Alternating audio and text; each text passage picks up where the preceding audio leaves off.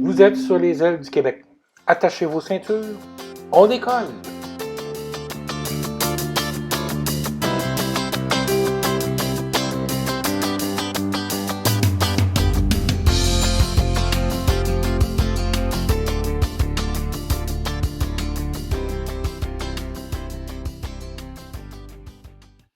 Mesdames et messieurs, bonjour. Mon nom est André Allard et je vous souhaite la bienvenue à ce deuxième épisode de la première saison de la chaîne YouTube Les Ailes du Québec.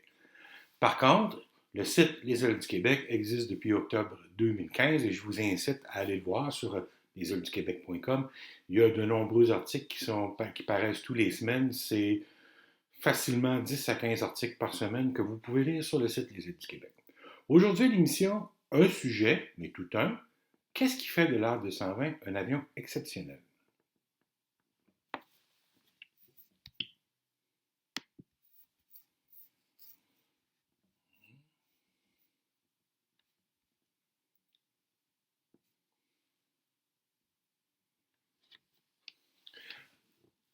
Je trouve que le moment est bien placé pour parler de l'A220 puisque cette semaine, Air Austral va mettre l'avion en service à partir des îles de la Réunion.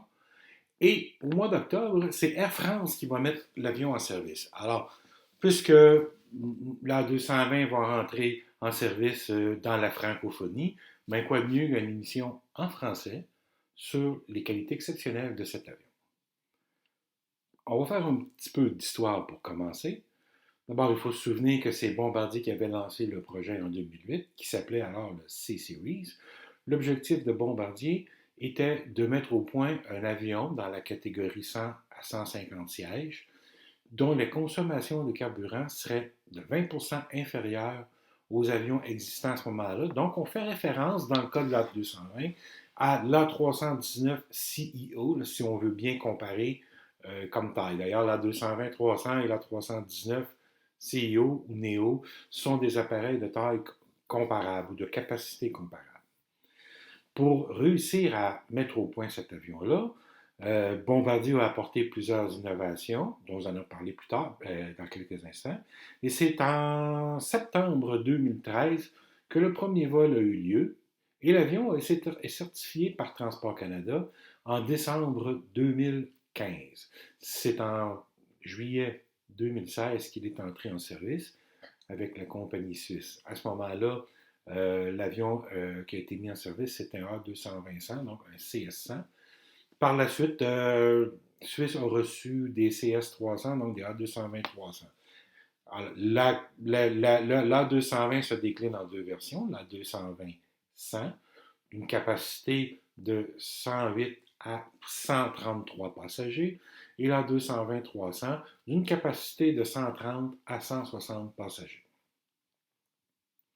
Mais ce qui est important de comprendre, c'est que c'est autour de l'A220-300 que l'avion a été mis au point, dessiné et optimisé. Donc l'A220-300 est la version la plus optimisée des deux. C'est d'ailleurs la taille des soufflantes, des ailes, est en fonction du poids et de l'A220-300 et non de l'A220-100. C'est en 2017, en fait en septembre ou octobre 2017, que Bombardier et Airbus se sont entendus pour que Airbus prenne le contrôle du programme A220, un contrôle qui est devenu effectif le 1er juillet 2018 par la suite. C'est donc maintenant Airbus qui assume le contrôle et graduellement par la suite, Bombardier s'est retiré du projet au point où elle n'a plus aucune action ou aucune participation active dans le programme. Qu'est-ce qui rend l'A220 exceptionnel? Ben, écoutez, si vous voulez, je vais commencer par parler des ailes de l'avion. Je trouve que c'est un sujet qui est trop peu souvent discuté sur les sites spécialisés, dans les articles spécialisés sur l'aviation. Alors que l'aile, c'est ce qui est le plus important pour un avion, parce que son rôle, c'est de la supporter. C'est un système où c'est une partie de structure qui est extrêmement large, qui est très exposée au vent et à la résistance au vent lorsque l'avion vole. Donc, elle va générer beaucoup de traînées et c'est un poids important, c'est une partie importante du poids d'un avion, un aile, puisque, comme je le disais, c'est une grosse structure. Dans le cas de l'A220, on a une aile qui est habituellement fabriquée en composite. Et je tiens à préciser, si vous me dites, ah oui, mais l'A380, oui, il a une aile en composite. Non, non. L'A380, c'est l'aile, le revêtement de l'aile qui est en composite. Toute la structure à l'intérieur, ce sont des alliages de métaux traditionnels qui ont été utilisés. Dans le cas de l'A220, non seulement le revêtement, mais presque toute la structure de l'aile aussi est en composite. Il n'y a que quelques pièces de métal, d'alliage, qui ont été rajoutées ici à des endroits stratégiques pour garantir un renforcement. Un des avantages de cette façon de faire avec le composite, c'est que la section centrale de l'aile de l'A220 est fabriquée d'un seul morceau. Il n'y a pas de joint, il n'y a pas d'intersection.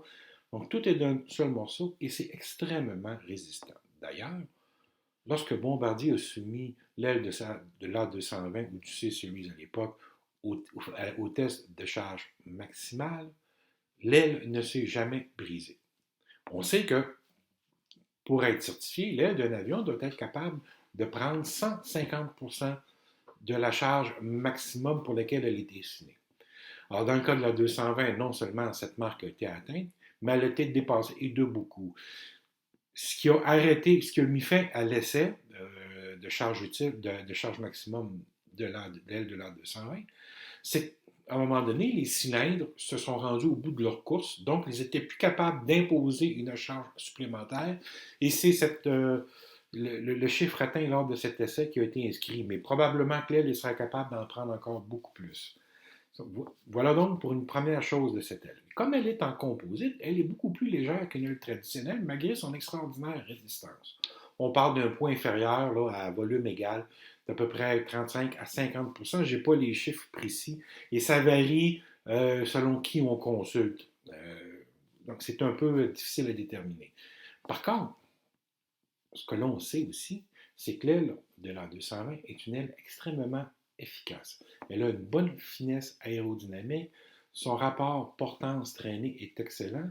C'est une des 3 meilleures ailes de tous les avions qui volent en ce moment, excluant certains avions de chasse militaire. Mais c'est un excellent rapport portance-traînée. Probablement l'aile dans toute la famille, dans tous les avions d'Airbus, c'est probablement l'aile qui a le meilleur rapport portance-traînée. Donc, ce qui veut dire qu'elle génère beaucoup de traînée, de portance, pardon, beaucoup de portance et très peu de traînée. Une des façons dont on peut mesurer ça, cette efficacité, cette finesse aérodynamique, c'est au moment où il faut descendre de l'altitude et revenir à se poser. Dès que l'on pousse le manche légèrement vers l'avant sur la 220, il se met à accélérer et de beaucoup. C'est un avion, comme disent les pilotes, qui demande une bonne préparation avant de descendre. Sinon, vous allez perdre le contrôle, c'est-à-dire qu'il va accélérer beaucoup trop. Et tout le long de votre descente, vous allez avoir beaucoup de difficultés à reconfigurer l'avion correctement pour avoir la bonne vitesse. Voilà pour l'aile. Maintenant, passons au fuselage. Le fuselage de l'A220 est un fuselage d'aluminium-lithium. C'est le premier avion de ligne à avoir un fuselage en aluminium-lithium. Cet alliage-là était déjà utilisé dans l'aviation par Airbus, entre autres, pour certains éléments de structure. Puis la raison pour laquelle on l'utilise, c'est qu'il est 47% plus résistant que les alliages traditionnels en aluminium, 200% plus résistant à la corrosion, et surtout, il est 100% recyclable et il pèse environ 25% de moins que les alliages traditionnels pour offrir la même résistance. Dans le cas de la 220, on parle d'un fuselage qui est plus léger d'environ 2000 livres, soit tout près de 2 tonnes. D'une tonne métrique, pardon, on parle de 910, 920 kilos dans le cas de l'A220. Donc ça aussi, c'est un autre facteur qui permet à l'avion d'être plus économe en carburant puisqu'il est à taille égale ou à capacité égale, il est plus léger. Ensuite de ça, il y a le moteur. Bien entendu, le moteur PW1500, C'est le même moteur, c'est la même famille de moteurs que ceux qui équipent l'A320 Neo et l'A319 Neo. Dans le cas des A320, on parle des PW1100JM, mais dans le cas de Bombardier ou de l'A220, pardon, on parle la famille PW1500. La plupart maintenant des clients ont presque tous pris, sans exception, le PW 15-24G, donc celui qui développe une poussée de 24 000 livres. C'est un moteur qui permet des économies de carburant importantes. On parle sur le total des économies de carburant générées par la 220, on parle d'à peu près 60 à 70 des économies qui proviennent des moteurs. Alors, tous ces avantages ou ces réductions de poids, ces économies d'énergie se transmettent au niveau environnemental par une réduction de 20 des émissions de CO2 par rapport aux appareils de génération précédente, 50 moins de NOx, et c'est le premier avion à avoir obtenu sa déclaration environnementale. Ça veut dire qu'au moment de la conception de l'avion, on a pris en considération le cycle de vie de tous les matériaux qui rentraient dans sa composition et on s'est assuré qu'on serait capable de les recycler. C'est entre autres choses, comme je vous mentionnais, le fuselage aluminium-lithium, il est 100% recyclable. C'est ce qui a contribué à obtenir la déclaration environnementale de l'A220. Maintenant, au niveau opérationnel, c'est quand même un très bon avion. Et pour les passagers aussi, les passagers aiment beaucoup la 220. Plusieurs raisons font qu'ils aiment cet avion-là. Entre autres choses, la configuration 5 de large. Donc, la rangée, il y a deux. À chaque rangée, il y a 5 sièges, 2 d'un côté, 3 de l'autre. Donc, il n'y a qu'un siège du milieu. Et d'ailleurs, le siège du milieu, il est 1 pouce plus large que les autres sièges. Cela permet d'offrir un petit peu plus de confort aux passagers qui l'utilisent. Ensuite, les hublots sont 50% plus gros que les générations d'avions d'avant.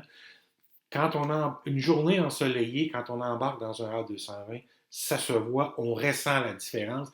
L'avion est la cabine est extrêmement bien éclairée, une belle journée ensoleillée.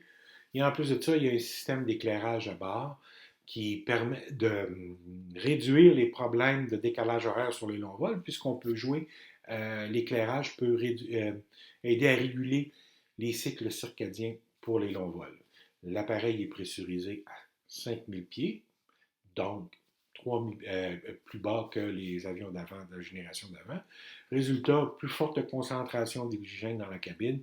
Passagers et membres d'équipage sont moins fatigués après un long vol ou après une longue journée de travail à bord de l'avion. L'allée centrale aussi est plus large que sur les avions traditionnels, les monocouloirs traditionnels. Donc, les passagers, lors de l'embarquement et du débarquement, peuvent se croiser dans l'allée. S'il y a un passager qui a de la misère à sortir du matériel de sa valise des casiers en haut des sièges, ben on peut le croiser. C'est sûr qu'en temps de pandémie, ça ne se fait plus, mais un jour, on reviendra à une époque où on peut se croiser de près et ça devient un autre avantage aussi pour l'utilisation de l'avion et pour le confort des passagers. Fait à mentionner aussi, la toilette est une toilette accessible aux sièges roulants, donc aux personnes à mobilité réduite. C'est le premier avion dont la toilette a été dessinée pour cela.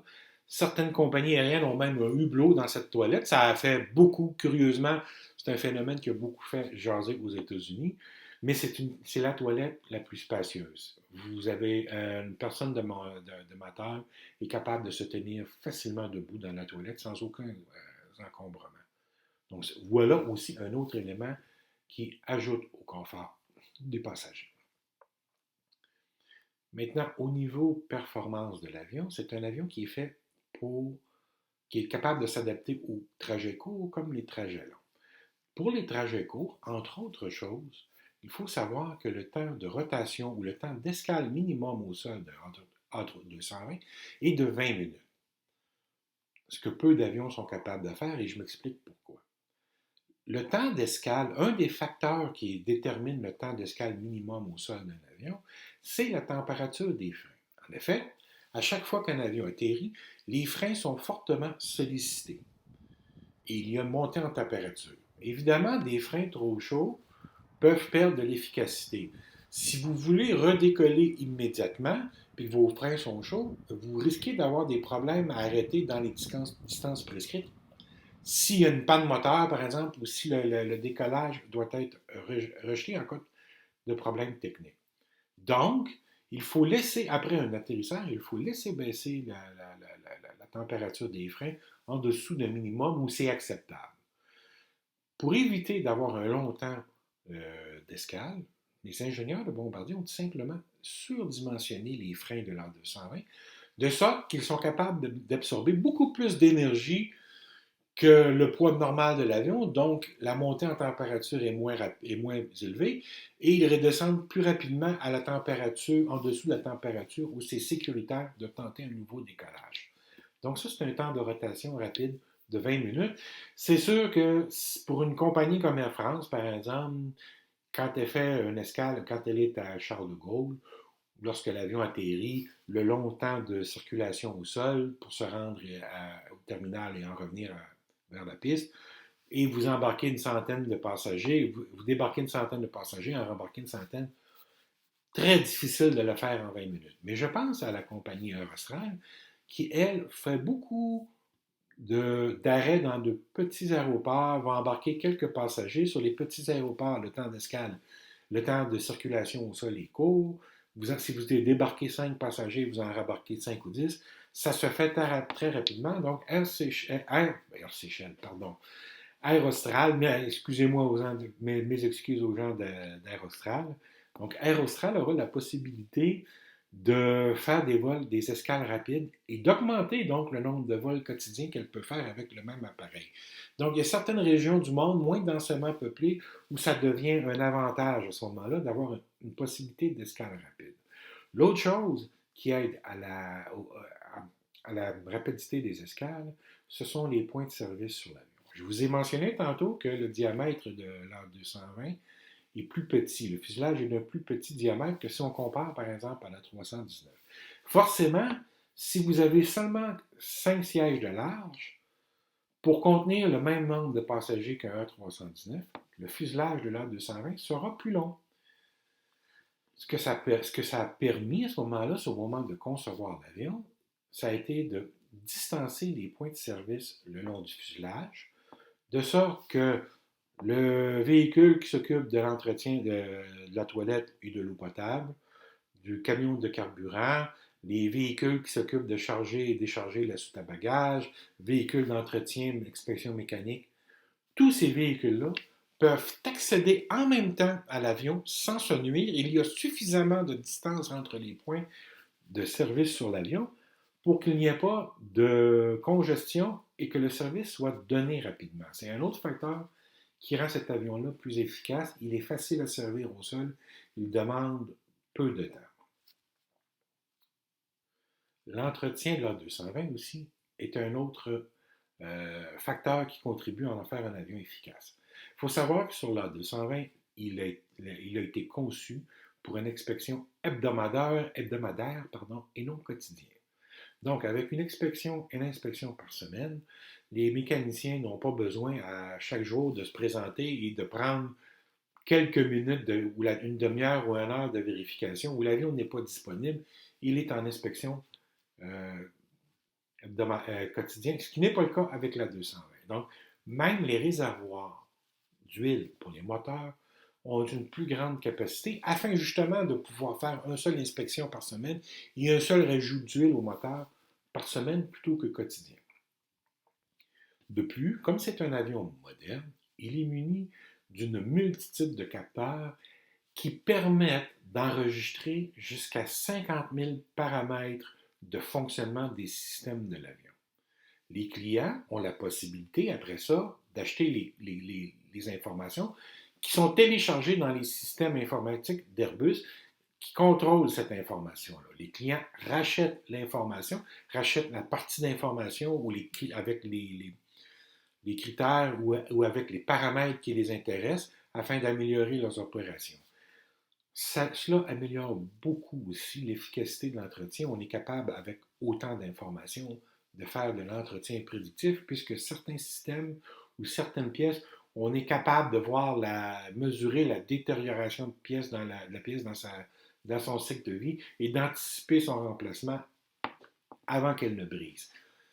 Les mécaniciens qui travaillent sur la 220 doivent être beaucoup plus proactifs qu'ils ne l'étaient avant, et je m'explique. Autrefois, lorsqu'un avion, ou actuellement la plupart des avions, lorsqu'ils arrivent au sol, les mécaniciens rencontrent l'équipage, puis ils discutent, vont regarder aussi le carnet de bord, ce qui a été rapporté, ce qui est des anomalies de rapporter. Et après ça, les mécaniciens vont faire leur intervention en fonction de ce qu'ils ont trouvé dans le carnet de bord.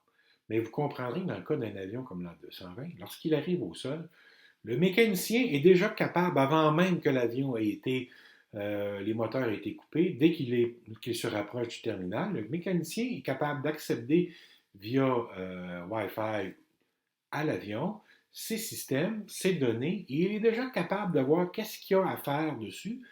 Et si le mécanicien se met à chercher, il va trouver des choses qui sont à faire, il va préparer des interventions pour plus tard. Et je m'explique, avec les 50 000 paramètres, comme on sait à l'avance quel est l'état de certains systèmes, bien, le mécanicien est à même d'établir, aujourd'hui, je n'ai pas besoin de faire telle intervention, mais demain, je vais avoir besoin de remplacer telle pièce. Je vais commander ma pièce, m'assurer que je l'ai en ligne demain. C'est un remplacement d'à peu près 45 minutes, donc on sait que pendant une escale normale, le lendemain, on va être en mesure de faire l'entretien. Les mécaniciens doivent être donc beaucoup plus proactifs dans leur façon de gérer l'entretien de l'avion, afin justement de pouvoir trouver ce genre de solution et de réduire le temps d'entretien de l'avion, le temps passé au sol pour l'avion pour l'entretien. L'autre chose dont je vous ai parlé tantôt, le fuselage, qui est 200% plus résistant à la fatigue et à la corrosion. Tantôt, j'ai parlé de la charge, mais c'est 47% plus résistant à la fatigue et à la corrosion. En ce moment, Airbus travaille pour faire passer l'intervalle d'entretien C, ce qu'on appelle le C-check, le faire passer de 8500 heures à 10 000 heures. Une fois que ce sera réussi, ce sera l'avion de ligne qui a le plus long intervalle d'entretien entre les C-check, donc 10 000 heures, grosso modo 24 mois, alors qu'en ce moment, on est à peu près à 18 mois. Donc, on extensionnerait de près de 6 mois la période d'entretien sur la 220, ce qui réduirait évidemment son temps de non-disponibilité pour l'entretien. Tout ça grâce à l'alliage aluminium-lithium qu'aucun autre avion n'a. Donc, ce n'est pas possible pour l'instant d'envisager que d'autres avions vont avoir le même intervalle d'entretien. Maintenant, je vous ai mentionné au début que lorsque Bombardier a lancé le programme, elle a promis à ses clients 20% d'économie de carburant par rapport à ce qui se faisait avant. Eh bien, ça a été mission accomplie, c'est même plutôt 23% pour les courts vols, donc les vols de 40 minutes et moins, on est dans le 22-23% d'économie de carburant.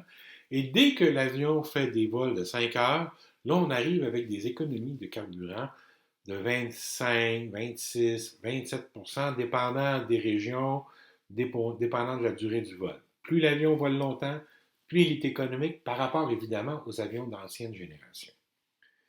En plus, la distance franchissable de l'A220-300 est pratiquement la même que celle de l'A320 Neo. On parle de 3600 milles nautiques ou 6667 km si vous préférez. Donc, l'avion est capable, par exemple, à partir de Paris-Charles de Gaulle, de desservir un très grand nombre de localités. L'avantage ici, comme on a un plus petit avion que l'A320 Neo, qu'il a pratiquement le même type d'opération. Il est plus petit dans la troisième version, c'est plus économique parce que vous faites des distances, desservir des villes ou des localités qui sont moins populeuses et des liaisons de plus faible densité. Donc, à partir de Charles de Gaulle, tous les régions urbaines qui ont 1 million d'habitants ou moins deviennent des régions qu'on peut rentabiliser, ou des liaisons, pardon, qu'on peut rentabiliser avec leur 200. Évidemment, il est muni d'un système de commande de vol électrique, du fly-by-wire, c'est le standard aujourd'hui. Dans le cas de l'A220, ces commandes de vol ont une rétroaction, donc du feedback, c'est-à-dire que si vous tirez sur le manche vers l'arrière et plus vous l'amenez, vous cherchez à cabrer, plus il résiste, plus la force nécessaire à le cabrer à son maximum est demandante. Et plus on approche de l'angle de décrochage, plus le système va se mettre à donner de la résistance. Évidemment, qui dit fly-by-wire dit protection du domaine de vol. Donc, l'avion ne décrochera pas si vous maintenez le manche à l'arrière. L'ordinateur de vol va simplement diminuer l'angle d'attaque jusqu'à temps qu'on reprenne une vitesse et un angle de vol acceptable sans jamais décrocher. Évidemment, l'autre avantage aussi d'un avion moderne avec les systèmes modernes, c'est qu'il est beaucoup plus facile à gérer pour les pilotes. Les pilotes ont l'impression, quand ils arrivent sur leur 220, ils ont un peu l'impression de revenir sur un avion monomoteur où il y a peu de systèmes, donc peu de choses à gérer, où c'est facile. Vous avez juste à manœuvrer l'avion, garder un œil sur la vitesse, garder un œil sur le taux de montée, garder un œil de temps en temps sur les paramètres moteurs, et c'est à peu près tout ce que les pilotes ont à faire sur l'A220. Je vais donner un exemple simple. Démarrage moteur. Alors, c'est tout simplement un interrupteur on, off. Alors, lorsque les pilotes sont prêts à démarrer, puis qu'on dit démarrage du moteur numéro 1, on prend l'interrupteur et on le met à on, et automatiquement, le système informatique va prendre en charge le démarrage, la séquence, jusqu'à temps que le moteur ait atteint ses paramètres normaux et qu'on puisse entamer le démarrage du deuxième moteur. C'est aussi simple que ça. Pas de moteur en vol? Ah ben là, c'est simple. Il y a un pilote qui va voler l'avion, il y a un pilote qui s'occupe des communications radio, et le système informatique s'occupe de la séquence de relance des moteurs. Le système informatique va faire jusqu'à 3 tentatives de relance, et après 3 tentatives infructueuses, il va tout simplement mettre le moteur en berne. Automatiquement, dès qu'il y a panne de moteur, les commandes de vol vont s'ajuster pour la traction asymétrique. Donc, elles vont compenser et le pilote ne ressent jamais cette différence ou cette difficulté. Il n'a pas besoin d'ajuster sa technique de vol en fonction qu'il a un moteur en panne. C'est donc beaucoup plus facile à gérer pour les pilotes. Et l'autre exemple, par exemple, les disjoncteurs. En cas de panne d'un système, à un moment donné, dans la liste de vérification, lorsqu'on décide que le système ne sera pas fonctionnel, on le met, on doit première fois vérifier le disjoncteur et finalement, après un certain, si ça n'a pas fonctionné, enlever le disjoncteur pour s'assurer que le circuit n'est pas fonctionnel. Ben, sur un A220, il n'y a pas de tableau de disjoncteur derrière les pilotes, c'est dans le système, tout simplement. Alors, lorsqu'il y a une panne, le système va générer automatiquement la bonne liste de vérification aux pilotes. Et lorsque les pilotes font leur vérification, ben, disjoncteur, il suffit de cliquer au bon endroit sur l'écran et le disjoncteur va être activé ou désactivé selon les besoins. Ça évite au point de vue ergonomique que l'équipage ait à se promener d'en avant vers l'arrière. C'est toujours plus facile de gérer avec ce genre de système-là. Alors voilà, c'était quelques-unes des choses qui font que l'A220 est un avion exceptionnel. C'est un avion très efficace au point de vue énergétique. C'est un avion très fiable, très facile à entretenir. Et je sais que les compagnies Air Austral et Air France vont aimer cet avion-là. D'ailleurs, chez Suisse, qui est l'autre compagnie européenne près d'Air France qui a des A220, on est content de voir arriver l'A220 chez Air France parce que ça élargit la base des opérateurs et ça augmente le nombre de personnes qui vont être qualifiées pour entretenir l'avion parce que Suisse quand ils ont fait l'entrée en service, il n'y avait pas beaucoup de gens qualifiés, donc il fallait gérer l'avion en fonction, euh, l'envoyer à des endroits où on pouvait se dépanner, où on avait des ressources disponibles pour inspecter l'avion ou le réparer au besoin. C'est de moins en moins le cas. Évidemment, il y a Air Baltic aussi maintenant qui a une flotte qui est rendue à son 28e A220 et qui sillonne l'Europe avec l'appareil. Donc, plus il y a d'opérateurs, plus ça devient facile. Et comme je vous disais, l'A220 est un avion polyvalent. Dans le cas de Suisse, par exemple, ils ont des A220 qui sont capables, qui sont certifiés pour les pentes en approche euh, prononcées, comme à London City, et qui est capable de faire des approches de catégorie 3, donc des approches avec atterrissage jusqu'au sol, euh, qui permet de rentrer justement à des endroits comme Londres, comme Londres, la cité de Londres. En, en 2000, cet été, au début de la saison estivale 2021, Suisse a constaté qu'il y avait un important changement de la clientèle. C'est sûr, la clientèle d'affaires était beaucoup moins présente et la clientèle villégiature était beaucoup plus présente sur les vols qu'avant et la demande était forte pour, entre autres, aller vers les îles grecques. Or, les îles grecques, ce sont de petits aéroports avec de petites pistes qui les desservent. Ça devient un problème d'aller à ces endroits-là avec des gros avions parce que vous n'êtes pas capable de prendre beaucoup de passagers, votre charge utile est très limitée à cause de la petite piste. Dans le cas de la 220, ben, il faut savoir que la distance, la piste minimum qu'elle peut utiliser à pleine charge, donc lorsqu'elle est à son poids maximum au décollage, c'est 4800 pieds de piste ou, si vous préférez, 1463 mètres. Donc, Suisse, avec les A220, a été capable de s'adapter à la demande, d'aller dans ces petites îles grecques-là et d'aller chercher le maximum de passagers qu'elle pouvait en fonction du nombre de vols. Donc, ça a été un avion rentable pour eux. C'est le chef pilote de Suisse, M. Peter Koch, dans une entrevue au mois de juillet, qui me affirmait que c'est un avion extrêmement polyvalent. Il peut tout faire. Il peut faire les petits aéroports, les petits trajets. Et il est efficace sur les petits aéroports, les petits trajets, mais il peut faire aussi les longs trajets de 5 heures, 6 heures. Et là encore, il est efficace. Et non seulement, il est encore plus efficace sur les longs trajets. Ce qui m'amène à mentionner, comme je vous disais, bien évidemment, l'A220-300 a à peu près le même coût d'opération que l'A220-500. Alors la question, c'est est-ce qu'il devrait y avoir un 220-500? Ah, ça serait le sujet d'une autre émission. Alors, ça termine pour aujourd'hui ce portrait de l'A220. J'espère que les passagers non seulement j'espère, je suis confiant que les passagers d'Air Austral et d'Air France vont apprécier cet avion-là, comme ceux de Suisse et d'Air Baltique, de Delta, de Korean Air, d'Air Canada. Tout le monde aime cet avion-là. Les passagers adorent cet avion-là.